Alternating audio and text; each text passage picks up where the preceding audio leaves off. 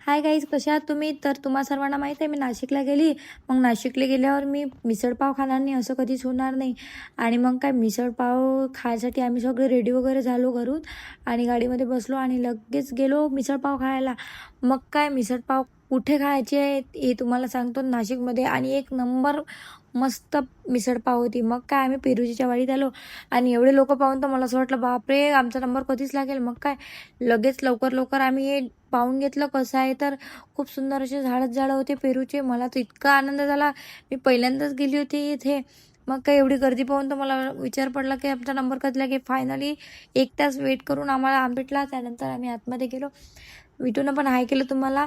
मग काय थोडेसे फोटो वगैरे काढून घेतले. मग काय आमची आली ना मिसळ, वाव बोंगाई. आताही मी व्हिडिओ बनवत आहे तर मला एकदम पाणी सुटलं तोंडाला. तर 1 नंबर मिसळ पाव होते. तुम्ही गेले आहे का इथं? मला नक्की कमेंट वाचा. आणि हो, तुम्ही नाशिकवरून माझा व्हिडिओ बघत असाल तर मला नक्की कमेंट्समध्ये हाय करून घ्या गाईज. मग काय, मग सर्वांनी मिसळ पाव खाल्ला आणि इतका सुंदर मिसळ पाव होता की तुम्हाला नाही सांगू शकत.